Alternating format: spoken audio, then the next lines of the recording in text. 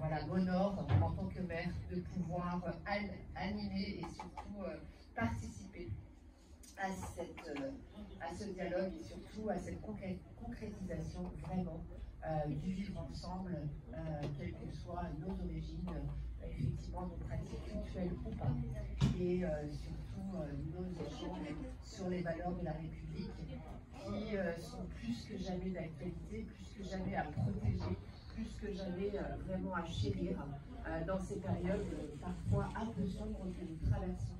Et vous pourrez toujours compter sur moi, sur l'ensemble de mon équipe, pour être toujours en soutien, pour être toujours en dialogue et pour être toujours aussi à ma façon une partisane de la paix dans le 12e et ailleurs. Je vous remercie et je vous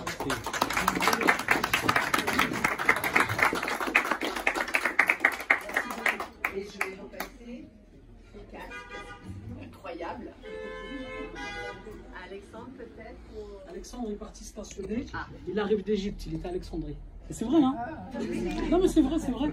Non mais c'est vrai, il est en Égypte pendant 1 an, et là, Dabat il vient de rentrer d'Égypte, il a insisté pour être présent quand on refuse une date. Madame Tazima. Voilà. Et Daniel Ferrat, qui est une des responsables de CIE, avec monsieur, je le prénom, et donc Alexandre, sont un peu les piliers avec Sylvain. Donc le fait qu'il soit parti en Égypte et qu'il a ce petit congé et ensuite il repart, même s'il est en retard, on lui pardonne quoi. Je ne sais pas s'il est arrivé. Ah, il y a Serge Bernard qui est arrivé. En fait, il y en a parce qu'il est venu me prendre, je suis un peu fatiguée. Il est venu me prendre en voiture et on a été bloqués. Ah oui, ah oui, il y a un concert à côté.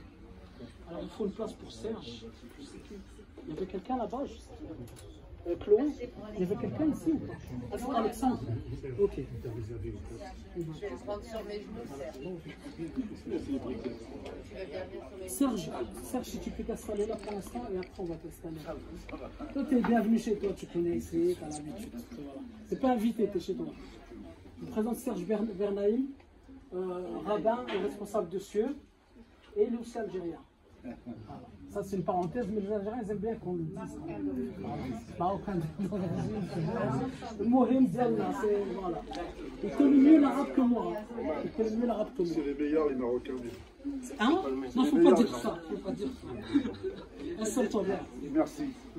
Serge, est-ce que tu veux prendre la parole maintenant ou après? Je sais pas si je l'ai Ah, le père Arnaud, ok. Vas-y, par Arnaud. Prendre la suite. Donc le sujet qu'on nous a présenté ce soir, c'était de présenter nos valeurs. D'abord, je le fais très spontanément en vous souhaitant à tous une bonne et heureuse année.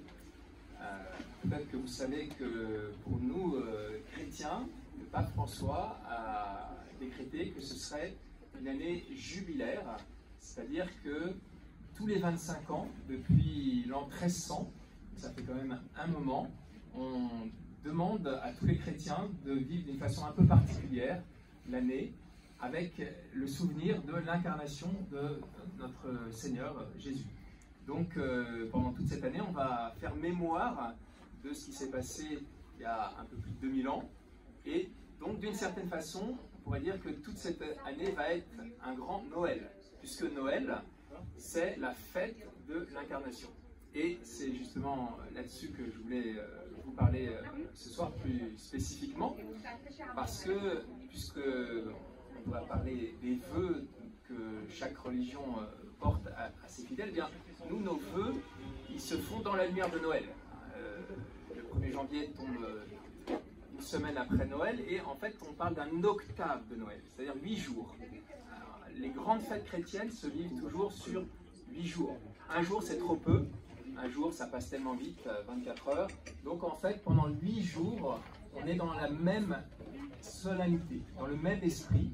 Et donc jusqu'au 1er janvier, on est dans Noël. Comme je l'ai dit, cette année, c'est un peu particulier parce que ça va être, en plus, toute l'année 2025 va être un peu dans cette tonalité-là. Alors qu'est-ce qu'on fait exactement à Noël et qu'est-ce que ça peut nous apporter pour cette année? Eh bien, pour nous, nous, hein, la fête de Noël, c'est une grande lumière. D'ailleurs, après, je pense que nos frères juifs pourront aussi dire quelque chose sur la question de la lumière, puisque j'ai été il n'y a pas longtemps, Madame Le Rossi, qui était à Lucas chez vous, et on a un petit peu parlé du même thème de la lumière. Donc, cette lumière, pour nous, c'est celle du Christ, donc pour nous, le Fils de Dieu, qui s'est incarné. Et pour nous, c'est une source extraordinaire de contemplation, d'émerveillement. Noël, c'est un peu la fête des enfants. On a bien sûr dans nos maisons un sapin avec une crèche. Et vous savez, la crèche, c'est le souvenir de cet événement. Alors, il y a plusieurs cercles dans la crèche. Il y a d'abord Jésus, au centre. Autour, il y a Marie et Joseph. Et autour, il y a ceux qui sont venus à leur rencontre. Alors, d'abord les bergers, et puis ensuite les mages. Les bergers, c'était des personnes pauvres, et les mages, c'était des personnes riches.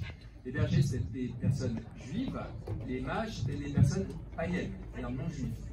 Autrement dit, c'est une figure de toute l'humanité qui se retrouve autour de Jésus. Et je vais même aller plus loin, parce que dans la crèche, il y a aussi un âne et un bœuf qui représentent les animaux. Donc en fait, toute la création est rassemblée autour de Jésus. Donc c'est une grande source d'émerveillement. Celui que nous croyons être